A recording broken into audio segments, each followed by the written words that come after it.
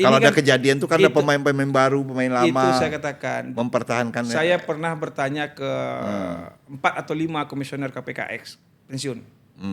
Sampai mana kemudian alur pemberantasan korupsi ini? Selalu kan ada narasi dari penegak hukum, kita main seperti makan bubur, pinggir-pinggir saja. Ya. Tapi sampai enggak ke tengahnya.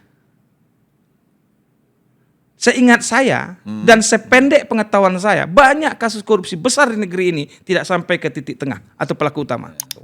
Korupsi itu kalau pembagian rata tidak terungkap. Kapan dia terungkap? Karena pembagian tidak rata. Jadi kalau pembagian rata, udah selesai. Ini menjalankan, apalagi Januari kan baru mulai tahun anggaran. Iya benar. Berarti kan pemeriksaan BPK itu kan tahun sebelumnya. Berarti dia bukan pejabat penanggung jawab. Pertanyaannya, apakah betul dia mundur karena ada surat temuan BPK atau hansem itu istilahnya hasil pemeriksaan semester BPK atau ada yang lain? Ada yang lain. Kalau alasannya yang baru Januari 2026 dilantik kan, Bu Dewi ini kan, tiba-tiba dia mundur, dia aja belum bekerja. Kan potensi kerugian. Negara. Belum kerugian. Dengan KUHP baru tuh harus beda jelas, beda itu. Nah, jadi karena begini, banyak orang yang dituduh korupsi besar padahal baru potensi. Belum kerugian real. Jadi putusan MK itu kerugian yang nyata.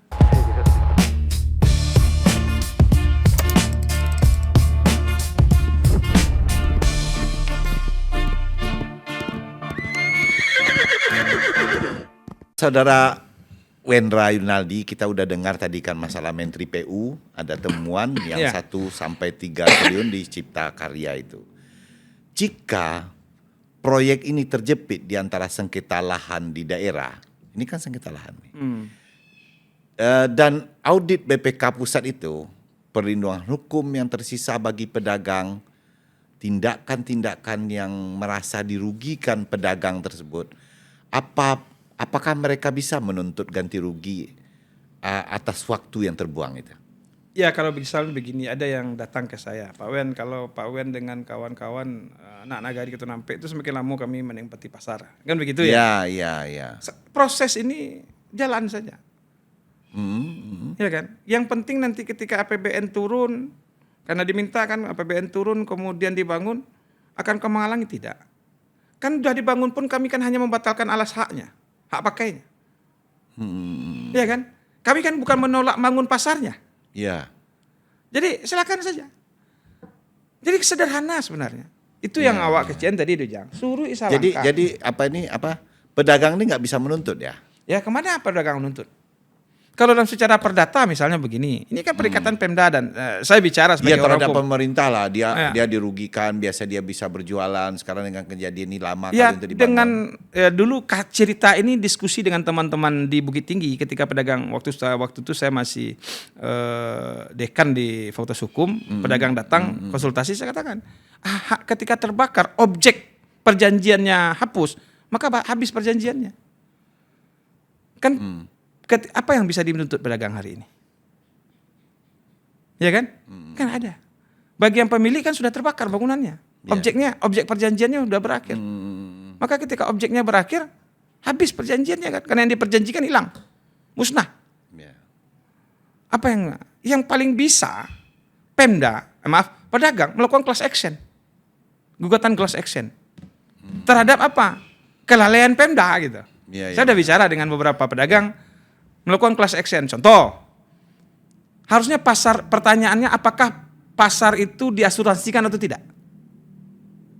Dulu seingat saya dulu ada peraturan. Asuransi biasanya itu personality. Enggak, dulu seingat saya waktu saya pernah cerita dengan Pak Yos, waktu beliau masih wali kota, pasar kita tuh diasuransikan. Jutaan ya, 400 atau 1 juta, saya ingat waktu itu. Untuk diskusi cerita-cerita ya. Nah, termasuk yang Sekda sekarang Nurida Ananda di ruangan dia, waktu dia kepala pasar. Itu waktu saya diangkat jadi jadi wakil ketua pedagang kaki 5 ya. Ketuanya kan Jiwan, saya wakil ketuanya kan. Itu di dinas pasar yang pasar terbakar. Dulu kan pasar yang terbakar ini kan. Itu diasuransikan. Walaupun kemudian terjadi perubahan asuransi perubahan regulasi, Tidak mesti diasuransikan lagi, tidak tegas diatur. Kemudian yang kedua, sarana mitigasi terhadap bencananya ada enggak? Hidrannya ada enggak? Kan kelalaian pengelola. Iya. Sehingga ada yang datang, ya kalau pedagang mau ya class action. Iya, iya. Karena kerugian. Ya, merasa dirugikan. Ya, kan class action. Nah, jadi kan persoalannya dari pengalaman saya di beberapa pendampingan masalah pasar dan masyarakat ini yang kadang-kadang akan ada juga divide and infire, pecah belah. Ada yang dukung Pemda dan ada yang tidak, seperti kasus Bukit Ya, Tinggi. ya, ya. Jadi saya katakan konsep Belanda ini masih dipakai oleh pemerintah daerah kita sampai hari ini, membelah itu. Yang memecah itu kadang-kadang kekuasaan. Ya. Jadi harusnya kedua orang yang dirugikan ini ditemukan lah. Ya ada pro kontra biasanya Dujang. Kita aja punya anak itu pro kontra, sayang sama papa, sayang mama aja ada. 2 anak kita ada pro kontra, dia mana yang sayang papa dan mama. Apalagi ribuan warga loh. Iya kan? Anak kita di rumah kita bapaknya, ang sayang jaden atau jamaahnya, kecil jamaahnya kan. Padahal apa ya? Itu biasa. Namanya persepsi. Iya, iya. Nggak bisa, anak kita aja persepsi aja nggak bisa Ini disatukan. coba Pak Saudara Wendra, ini pandang secara umum ya. Kita melihat nasional ini. Kita lihat nasional ini. Impact itu sangat berkaitan ya kan? Iya, iya, iya. Ya kan, berkaitan. Ini skandal nasional kejanggalan mundurnya Dirjen ini. Oh Nah, ya, ya kan? Mundur Dirjen gini, itu sebentar dulu. Jadi kita kan janggal ini melihat gitu loh. Dewi Komisriana. Ya, Dirjen Cipta Kerja. Ya, Dewi ini ya kan, Komisriana baru menjabat Januari 2025. Ya. Saat surat BPK pertama keluar, dan Dwi Purwantoro bahkan baru menjabat Juli 2025, sebulan sebelum surat BPK ini yang kedua ini. Pertanyaan ini secara umum nih. Ya. Apakah secara hukum adil jika mereka yang baru menjabat harus mundur dari temuan yang memungkinkan terjadi masa menjabat sebelumnya? Apakah ini proses bersih-bersih di PU atau sekedar mencari kambing hitam itu? Ya harusnya kalau temuan BPK kan terhadap pejabat yang melaksanakan. Kalau dia, apakah pertanyaan besar kita, apakah Pak Purwantoro atau Bu Dwi ini menjalankan, apalagi Januari Ya. kan baru mulai tahun anggaran. Iya benar itu. Berarti kan melaksanakan PPK itu kan tahun sebelumnya. Ya. Berarti dia bukan pejabat penanggung jawab. Pertanyaannya, apakah betul dia mundur karena ada surat temuan BPK atau Hansem itu istilahnya, hasil Ya. pemeriksaan semester BPK, atau ada yang lain? Ya. Ada yang lain. Kalau alasannya yang baru Januari 2026 dilantik kan, Bu Dewi ini kan, Iya. tiba-tiba dia mundur, dia aja belum bekerja. Temuannya apa? Anggaran aja belum digunakan. Atau dia ditemukan terhadap pekerjaan sebelumnya, sebelum dia menjabat dirjen. Ini Iya. kan kita tidak dapat data pasti. Iya, ya. data pasti ya. Bisa saja, kalau alasan surat PPK dia mundur, berarti dia tersangkut terhadap jabatan sebelumnya. Atau ada indikator ini bersih-bersih di PU? Ya bisa, ya di PU. Nih kita kan orang lapangan di Jam. Iya, iya. Kita orang lapangan, mana ada makan siang yang gratis? Benar ya, Hah? ya benar ya. Mana ya. siang? Jadi saya kadang-kadang, saya kan dulu aktivis dan sering di KPK ya, dalam riset-riset ya. Kadang-kadang kita munafik bernegara. Kita tuh munafik bernegara. Kenapa itu sampai bahasa? Mana ada orang, ya bahasanya kenapa? Saya sekarang, mana enggak ada pejabat yang korupsi, enggak korup di negeri ini. Iya. Kalaupun dia tidak Miris punya, kita ya kan? Kalaupun dia tidak korup dan tidak punya keinginan korup, tapi karena keadaan dia harus korup. Ya, Contoh, ya. contoh. Kalau ada tamu datang dari pusat, tidak ada anggaran. Kepala daerah tinggal ngomong atau pejabat atasan, tolong carikan anggaran. Dia tidak punya keinginan. Dia tidak memperkaya dirinya sendiri loh. Dan saya menemukan beberapa teman-teman pejabat yang kemudian diperiksa dan harus mengembalikan uang atau masuk pidana, itu tidak menikmati uang dan tidak masuk memperkaya diri sendiri.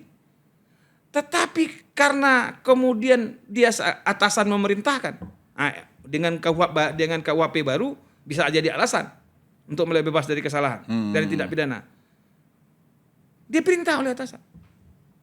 Apalagi bendahara-bendahara. Saya ngajar di kelas, di kuliah. Kalian baca undang-undang perbendaharaan negara. Bendahara negara itu bertanggung jawab negara kepada negara, bukan kepada atasan. Kita tanya, ada enggak bendahara daerah atau bendahara kantor yang nolak pencairan uang dari atasan? Sumpahnya kan khusus. Kunci keuangan negara itu di bendahara. Iya. Tapi kan bendahara, kalau dia tolak, apa yang terjadi? Besok pagi berhenti dia. Pada sumpah jabatan bendahara negara berbeda dengan pejabat yang lain. Karena dia bertanggung jawab negara. Jadi kadang-kadang sebuah institusi, misalnya PU ini ya, memang sulit ya untuk bersih-bersih itu ya. Ya kita sama tahu lah gitu. Kita bermunafik. Munafik berjamaah ya kalau Iya, benar-benar kan. Mana maaf. Sekarang ada misal datang, saya tidak sebut saya tidak sebut pejabatnya. Ada pejabat ngeluh ke saya. Beneran, kamu ngomong 100 menteri bisa saya datangkan ke daerah ini gitu. Tapi kau enggak. 100 pejabat pusat. Dari mana anggarannya? Iya. Menjamu. Coba Pak Wendra. Itu yang kecil itu, Jang. Iya. Ini yang kecil saja. Melihat kepentingan di institusi itu ya kan. Ya kan melihat kepentingan antara kepentingan. Kadang-kadang kan ada orang lama, ada orang baru, macam-macam hal gitu kan. Jadi kita lihat di sini akan pejabat baru itu kan baru saja dia dilantik udah diminta mundur gitu kan. Kan ada di sini pun ada demikian gitu ya kan. Bagaimana dengan pejabat lama atau sistem pengawasan internal yang membiarkan semua temuan ini membengkak dari Januari Agustus? Apakah Bang Wendra ya kan mencium adanya aroma proteksi terhadap pemain-pemain lama itu kalau setiap institusi? Kalau ada kejadian itu karena pemain-pemain baru, pemain lama. Itu saya katakan. Mempertahankan. Saya pernah bertanya ke 4 atau 5 komisioner KPK X pensiun. Sampai mana kemudian alur pemberantasan korupsi ini? Selalu kan ada narasi dari penegak hukum, kita main seperti makan bubur, pinggir-pinggir saja. Ya. Tapi sampai enggak ke tengahnya. Seingat saya dan sependek pengetahuan saya, banyak kasus korupsi besar di negeri ini tidak sampai ke titik tengah atau pelaku utama. Pinggir-pinggir ya. Ya, jalur pinggir. Sehingga korban yang kecil-kecil aja. Kenapa? Yang besar dia punya proteksi politik, proteksi ekonomi, dan proteksi kekuasaan. Tapi yang kere-kere, yang kecil-kecil, kan tidak ada punya kekuatan finansial, kekuatan politik, gampang saja jeblos. Sehingga saya ingat sama almarhum dosen saya di UI, Prof. Herman Raja Gugu. Apa kata beliau? Korupsi itu kalau pembagian rata tidak terungkap. Kapan dia terungkap? Karena pembagian tidak rata. Jadi kalau pembagian rata, udah selesai. Ini kan kenapa korupsi ini terbuka? Sehingga kenapa kita munafik? Saya kasihan kepada ASN-ASN baik. Pejabat-pejabat baik. Yang karena keadaan dia dipaksa secara sistem. Jadi jangan, saya dulu agak benci ya.